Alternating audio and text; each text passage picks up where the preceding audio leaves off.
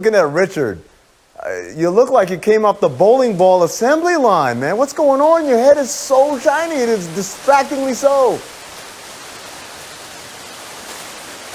Well, coming up, we'll have Jackie McMullen joining us as well to discuss where the Celtics go from here after making it to the Eastern Conference Finals, but falling short to the Heat. Stay tuned for that. But first, 2020 owed us this one. It has been the worst year that many of us have lived through. And while a basketball matchup like Lakers Heat is not going to cure a global pandemic or fix racism, it is a refreshing change right now to have the universe deliver something so absolutely fun. We're going to get to see Jimmy Butler go against LeBron James, Bam Adebayo versus Anthony Davis, Heat culture versus the second coming of Showtime. Pat Riley versus, well, everybody. Riley's involvement here really is just fascinating. Here's a guy who is as responsible as anyone for inventing the 80s identity that the Lakers carry to this day. A decade ago in Miami, he then became the godfather of the super team, well, at least the modern version. And now he's riding a group that is all old school in both concept and construction. But wait, when it comes to the intrigue in this series, as the old infomercials used to say, there's more. There's the Lakers' vow to use these playoffs to honor Kobe Bryant and all the emotion and burden that comes with it. There's Andre Iguodala playing in his 6th straight NBA Finals. LeBron in his 9th in 10 years, which is just, I mean, that is insane, people. Over the weekend, I asked LeBron what he did during the NBA Finals last year, his lone year away in a decade. He said he was in a bunch of different places, including a vacation house in Cabo and, wait for it, a hookah lounge, of course. But he also said that he watched every minute and even started visualizing what he himself would have done on every possession. Well, he won't have to visualize anything this year, and neither will Butler, who imagined and predicted this moment and now gets to actually go live it. Here was Jimmy sitting down with me before this year's playoffs started. Keep in mind, we had this conversation right after the Heat had fallen to the number 5 seed with a projected second-round date with reigning MVP Giannis Antetokounmpo and the Bucks looming. And yet Jimmy still said this. So how far can the Miami Heat go down here? We can win this. You think you can win the whole thing? Yes. Yes. You know you're not favored to. I don't care. I don't care. I don't care. Speaking for myself, I don't give a damn what anybody says. And I think I can speak for my teammates when I say they don't give a damn either. Now, during last night's trophy ceremony, I checked in with Jimmy on that prediction. So you still just that confident? Very much so. I think Coach Pat and everybody else in the organization did a great job of putting this group together. We've been together. We've been in each other's corner all year long, and it doesn't stop here. We got 4 more to go. And why not have that confidence after what the Heat have pulled much talent the Boston Celtics have?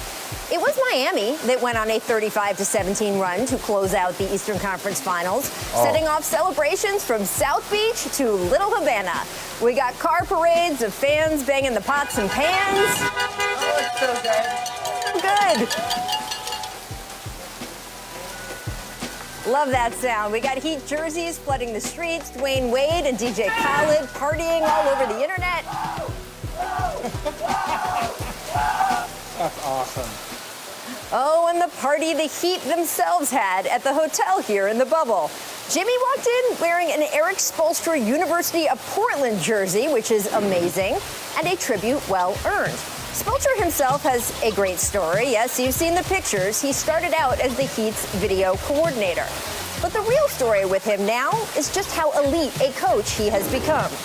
Take a look at where he ranks among some of the best coaches this league has ever seen. He is just a flat-out winner. Can he add to that in this year's finals, facing his own former field general in LeBron? For the next couple weeks, we will get to watch and see and experience the joy and exhilarations of high-stakes basketball at its finest, which this year, of all years, I am pretty grateful for, indeed. All right, Richard, the rain has just come behind us. It's awesome.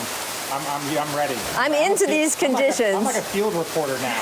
Right? It's good. Let's go. You're so many things. I would like to know what your impressions are, though, of a Heat Lakers Finals. I'm excited. In the media, there are storylines. There are opportunities to talk about Jimmy Butler and his, really his journey from, Chicago to Minnesota to Philly to now here as a leader of the team. Obviously, LeBron James and what he's been able to accomplish has been well documented. But you also have guys like Anthony Davis that are here for the first time.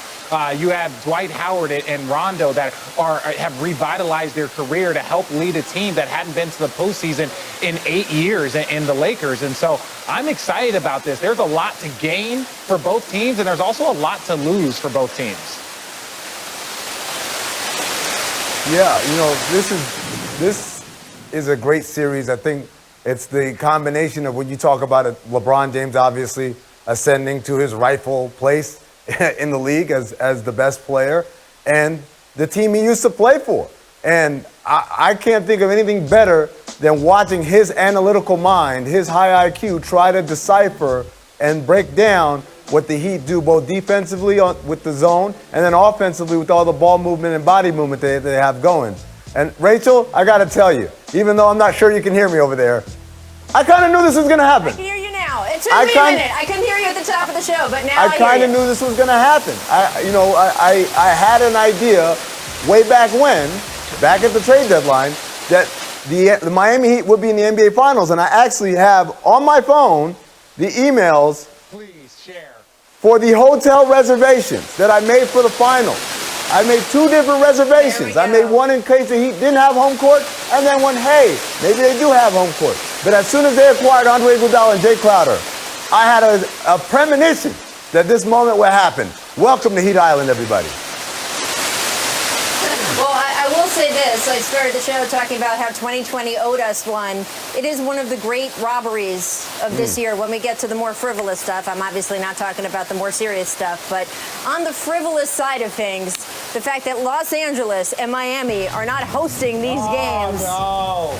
It's so sad. So sad. It's just so sad. Now we're here getting rained on in Orlando instead of being in Miami. You're not the Wicked Witch of the West. You're not going to melt. I'm fine. I needed this after those pickleball matches this morning.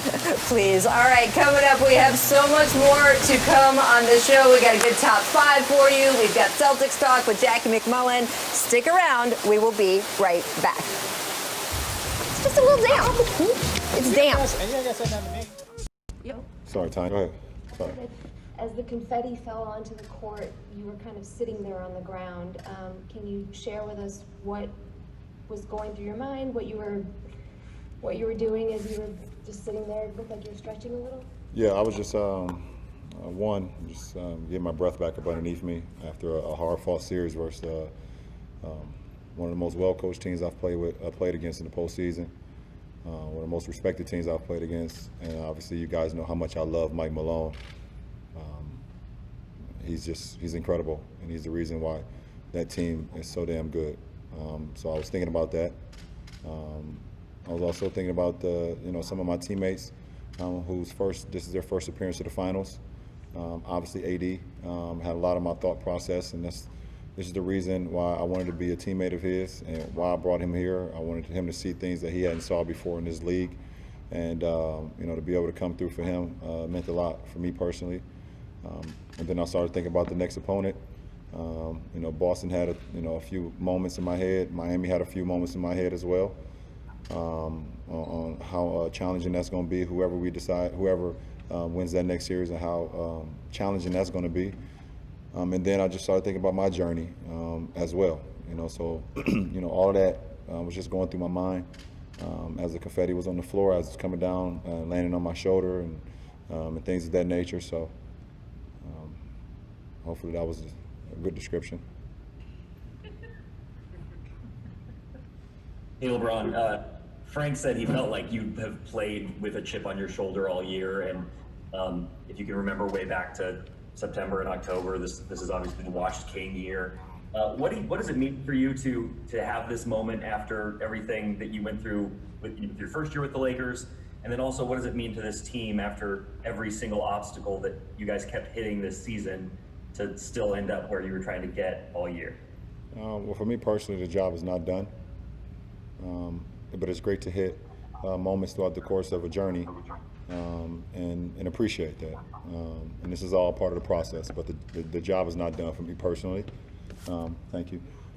For us as a franchise, I'm extremely proud to be a part of this franchise getting back to where it belongs. And that's playing for championships and compete for championships and represent the Western Conference this year in the championship. So this is what I came here for, and I heard all the conversations and everything that was said about why did I decide to come to LA, the reason I came to LA, how it was not about basketball, and all those conversations of, just naysayers and things of that nature. But I understood that, and with the season last year and with my injury, it just gave them more, more sticks and more wood to throw in the fire to continue to say the things that they would say about me. But